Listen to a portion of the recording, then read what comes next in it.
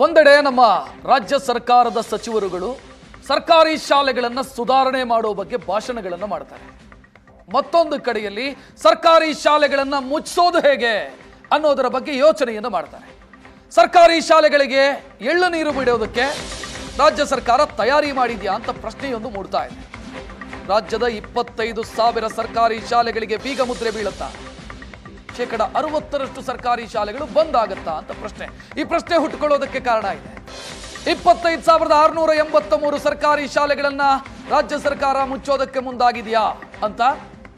KPS ಶಾಲೆಗಳ ವಿಲೀನದ ಹೆಸರಲ್ಲಿ ಸರ್ಕಾರಿ ಶಾಲೆಗಳಿಗೆ ಬೀಗ ಬೀಳುವಂತ ಸಾಧ್ಯತೆಗಳಿದಾವೆ. ಸುವರ್ಣ ನ್ಯೂಸ್ಗೆ ಶಿಕ್ಷಣ ಇಲಾಖೆಯ ಆದೇಶದ ಪ್ರತಿ ಲಭ್ಯವಾಗಿದೆ. 50ರಿಂದ 100 ಮಕ್ಕಳಿರೋ ಸರ್ಕಾರಿ ಶಾಲೆಗಳನ್ನು ಮುಚ್ಚುವಂತ ನಿರ್ಧಾರ. 5 ಕಿಲೋಮೀಟರ್ ವ್ಯಾಪ್ತಿಯ 50 ಮಕ್ಕಳಿರೋ ಸರ್ಕಾರಿ ಶಾಲೆಗಳಿಗೆ ಈ ನಿರ್ಧಾರದಿಂದ ಬೀಗ ಬೀಳೋದು ಖಚಿತವಾಗಿದೆ. ಸಣ್ಣ ಪುಟ್ಟ ಶಾಲೆಗಳನ್ನೆಲ್ಲ ಕರ್ನಾಟಕ ಪಬ್ಲಿಕ್ ಶಾಲೆಯ ಹೆಸರಲ್ಲಿ ವಿಲೀನ ಮಾಡುವಂತ ಯೋಚನೆ. 1ರಿಂದ 12ನೇ ತರಗತಿಗೆ 1200 ಮಕ್ಕಳಿಗೆ ಒಟ್ಟಿಗೆ ಪಾಠಕ್ಕೆ ಕೆಪಿಎಸ್ ಶಾಲೆಯ ತೆರೆಯುವಂತ ನಿರ್ಧಾರ. ರಾಜ್ಯದಲ್ಲಿ 46,000 ಸರ್ಕಾರಿ ಶಾಲೆಗಳಿದ್ದಾವೆ. 308 ಕೆಪಿಎಸ್ ಶಾಲೆಗಳಿದ್ದಾವೆ. ಕಲ್ಯಾಣ ಕರ್ನಾಟಕದಲ್ಲಿ 200, ಉಳಿದೆಡೆ 500 ಕೆಪಿಎಸ್ ಶಾಲೆ ತೆರೆಯೋದಕ್ಕೆ ನಿರ್ಧಾರವನ್ನು ಮಾಡಿದ್ದಾರೆ. ಅದಕ್ಕೂ ಮುಂಚಿತವಾಗಿ ಈಗಿರುವಂಥ ಶಾಲೆಗಳನ್ನು ಅದರ ಜೊತೆಗೆ ವಿಲೀನ ಮಾಡುವಂಥ ಯೋಚನೆಯನ್ನು ಮಾಡಿದ್ದಾರೆ. ಇನ್ನು ಸರ್ಕಾರದ ನಿರ್ಧಾರಕ್ಕೆ ಹಲವು ಸಂಘಟನೆಗಳು ವಿರೋಧ ವ್ಯಕ್ತಪಡಿಸ್ತಾ ಇದ್ದಾವೆ. ಸರ್ಕಾರದ ನಿರ್ಧಾರದಿಂದ ಬಡವರ ಮಕ್ಕಳಿಗೆ ಅನ್ಯಾಯ ಆಗುತ್ತೆ ಅಂತ ಶಿಕ್ಷಣ ಹಕ್ಕು ಸಮಿತಿ ಸದಸ್ಯ ಲೋಕೇಶ್ ತಾಳಿಕಟ್ಟೆ ಆಕ್ಷೇಪ ವ್ಯಕ್ತಪಡಿಸಿದ್ದಾರೆ. ಕರ್ನಾಟಕ ಪಬ್ಲಿಕ್ ಸ್ಕೂಲ್ ಹೆಸರಲ್ಲಿ ಸರ್ಕಾರಿ ಶಾಲೆಗಳನ್ನು ಮುಚ್ಚೋದು ಸರಿಯಲ್ಲ. ಕನ್ನಡ ಪರ ಸಂಘಟನೆಗಳ ಬಗ್ಗೆ ಧ್ವನಿ ಎತ್ತಬೇಕು ಅಂತ ಅವರು ಆಗ್ರಹಿಸಿದ್ದಾರೆ. ಅಕ್ಟೋಬರ್ 15ನೇ ತಾರೀಕಿಗೆ ಇವರು ಕ್ಯಾಬಿನೆಟ್ಟಲ್ಲಿ ಒಂದು ಕ್ಯಾಬಿನೆಟ್ ಮೀಟಿಂಗಲ್ಲಿ ಇದನ್ನು ಬಿಲ್ ಪಾಸ್ ಮಾಡಿಕೊಂಡು ಇದನ್ನು ಜಾರಿಗೊಳಿಸ್ತಾರೆ. ಸೊ ಒಳಗಡೆ ಯಾರಿಗೂ ಗೊತ್ತಾಗ್ದಂಗೆ, ಇದು ಅಕ್ಟೋಬರ್ 15, ಈಗ ಆಲ್ರೆಡಿ ನವಂಬರ್ ತಿಂಗಳಲ್ಲಿದ್ದೀವಿ ನಾವು. ಸೊ ಇದು ಯಾರಿಗೂ ಗೊತ್ತಾಗದ ಹಾಗೆ ಈಗ ಆಲ್ರೆಡಿ ಇಡೀ ರಾಜ್ಯದಲ್ಲಿ ಇದೊಂದು ಕಾರ್ಯಸೂಚಿಯಾಗಿ ಒಳಗಡೆ ಶಾಲೆಗಳನ್ನು ಮರ್ಜ್ ಮಾಡೋ ಅಂಥ ಕೆಲಸಗಳನ್ನು ಮಾಡ್ತಾಯಿದ್ದಾರೆ. ಸೊ 25,683 ಶಾಲೆಗಳನ್ನು ಗುರುತಿಸಿ ಆ ಶಾಲೆಗಳಲ್ಲಿ 50ಕ್ಕಿಂತ ಕಡಿಮೆ ಮಕ್ಕಳಿದ್ದಾರೆ. ಆ ಮಕ್ಕಳುಗಳನ್ನು ಹತ್ತಿರದ ಅಂದರೆ 5 ಕಿಲೋಮೀಟ್ರು 6 ಕಿಲೋಮೀಟ್ರ್ ದೂರ ಇರೋವಂತಹ KPS ಶಾಲೆಗಳಿಗೆ ಅಥವಾ ಅದನ್ನು ಮ್ಯಾಗ್ನೆಟ್ ಶಾಲೆ ಅಂತ ಕರೆದುಬಿಟ್ಟು ಆ ಶಾಲೆಗೆ ಮರ್ಜ್ ಮಾಡೋ ಕೆಲಸಗಳನ್ನು ವ್ಯವಸ್ಥಿತವಾಗಿ ಒಳಗೆ ಮಾಡ್ತಾಯಿದ್ದಾರೆ. ಸೊ ಇಷ್ಟು ಶಾಲೆಗಳನ್ನು ಅಂದರೆ ಈಗೇನು ರಾಜ್ಯದಲ್ಲಿ 41,000, 42,000, 46,000 ಇವರು ರೆಕಾರ್ಡಲ್ಲಿದ್ದದ್ದು ಈಗ ಆಲ್ರೆಡಿ 4-5,000 ಶಾಲೆಗಳನ್ನು ಕಳೆದ 2-3 ವರ್ಷಗಳಲ್ಲಿ ಮಕ್ಕಳ ಕೊರತೆ ಅಂತೇಳಿ ಮುಚ್ಚಿದ್ರು.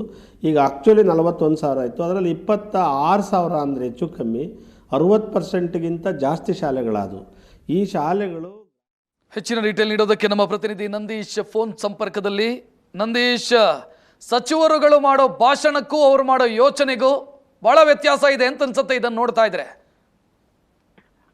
ರಕ್ಷತ್, ಏನಂತಂದ್ರೆ ನಿಜವಾಗ್ಲೂ ಖಂಡಿತವಾಗ್ಲೂ ನೀವು ಹೇಳ್ತಾ ಇರೋದು ಸರಿ ಇದೆ. ಯಾಕೆಂತಂದ್ರೆ ಈಗಾಗಲೇ ಏನು ಕನ್ನಡ ರಾಜ್ಯೋತ್ಸವದಲ್ಲಿ ಕನ್ನಡ ಶಾಲೆಗಳಿಗೆ ಒತ್ತನ್ನ ಕೊಡ್ತೀವಿ ಅನ್ನುವಂತ ಒಂದು ಮಾತನ್ನ ಮುಖ್ಯಮಂತ್ರಿ ಸಿದ್ದರಾಮಯ್ಯನವರು ಹೇಳಿದ್ರು. ಅದಕ್ಕೆ ತದ್ವಿರುದ್ಧವಾಗಿ ಈಗ ರಾಜ್ಯ ಸರ್ಕಾರ ನಡ್ಕೊಳ್ತಾ ಇದೆ ಅನ್ನುವಂಥದ್ದು. ಯಾಕೆಂತಂದ್ರೆ ಈಗಾಗಲೇ 2025 ಮತ್ತು 26ನೇ ಸಾಲಿಗೆ ಏನು KPS ಶಾಲೆಗಳನ್ನ ತೆರೆಯೋದಕ್ಕೆ ಸರ್ಕಾರ ಮುಂದಾಗಿದೆ. ಒಟ್ಟು ರಾಜ್ಯದಲ್ಲಿ 700 ಶಾಲೆಗಳನ್ನ ತೆರೆಯೋದಕ್ಕೆ ಚಿಂತನೆ ನಡೆಸ್ತಾ ಇರುವಂತದ್ದು. ಆದ್ರೆ ಈ KPS ಶಾಲೆಗಳ ತೆರೆಯೋದಕ್ಕೆ ನಮ್ದು ಯಾವ್ದು ಕೂಡ ತಕರಾರಿಲ್ಲ ಅನ್ನುವಂತ ಒಂದು ಮಾತನ್ನ ಪೋಷಕ ಸಂಘಟನೆಗಳಾಗಿರ್ಬೋದು, ಖಾಸಗಿ ಸಂಘಟನೆಗಳಾಗಿರ್ಬೋದು, ಶಿಕ್ಷಣ ತಜ್ಞರಾಗಿರ್ಬೋದು, ಅವರೆಲ್ಲರೂ ಕೂಡ ಅದೇ ಮಾತನ್ನು ಹೇಳ್ತಾ ಇರುವಂತದ್ದು. ಆದ್ರೆ ಮಕ್ಕಳ ಕೊರತೆಯನ್ನ ನೆಪ ಇಟ್ಕೊಂಡು 5, 6, 50, 100 ಮಕ್ಕಳು ಇರುವಂತಹ ಶಾಲೆಗಳನ್ನ ಗುರುತಿಸಿ ರಾಜ್ಯದಲ್ಲಿ ಸುಮಾರು 25,000ಕ್ಕೂ ಹೆಚ್ಚು ಶಾಲೆಗಳನ್ನ ಈಗಾಗಲೇ ಗುರುತಿಸಿರುವಂತದ್ದು. ಜೊತೆಗೆ ಆ ಶಾಲೆಗಳನ್ನ ಮುಚ್ಚೋದಕ್ಕೆ ಈಗಾಗಲೇ ಒಳಗಿಂದೊಳಗೆ ಅಧಿಕಾರಿಗಳು ಮತ್ತೆ ಸಚಿವರು ಆದೇಶವನ್ನ ಕೊಟ್ಟಿರುವಂತದ್ದು. ಈಗಾಗಲೇ ರಾಜ್ಯದಲ್ಲಿ ಸುಮಾರು 7,000 ಸರ್ಕಾರಿ ಶಾಲೆಗಳನ್ನ ಅಧಿಕೃತವಾಗಿ ಮುಚ್ಚಿರುವಂತದ್ದು. ಅದು ಈಗಾಗಲೇ ದಾಖಲೆಗಳ ಸಮೇತ ಕೊಟ್ಟಿರುವಂತದ್ದು. ಹೀಗಾಗಿ ಮುಂದಿನ ವರ್ಷದಿಂದ ಸುಮಾರು 25 ಸರ್ಕಾರಿ ಶಾಲೆಗಳು ಮುಚ್ಚುವಂತ ಒಂದು ಪರಿಸ್ಥಿತಿಗೆ ಈಗ ಬಂದು ನಿಂತಿರುವಂತದ್ದು. ಯಾಕೆಂತಂದ್ರೆ ಈಗಾಗಲೇ ಆ ಎಲ್ಲಾ ಶಾಲೆಗಳ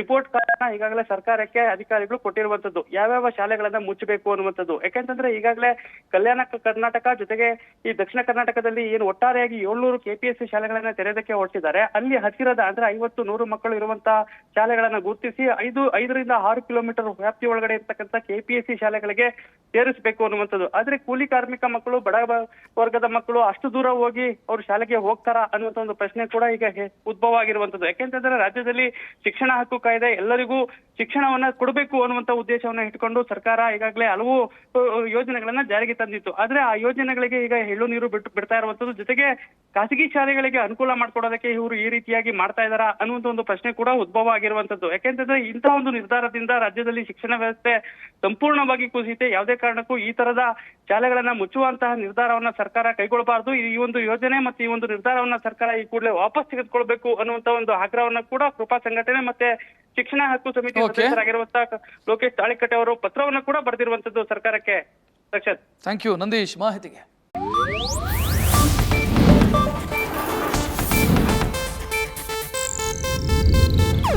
ಇದು ಏಷ್ಯಾನೆಟ್ ನ್ಯೂಸ್ ನೆಟ್ವರ್ಕ್ ಪ್ರಸ್ತುತಿ.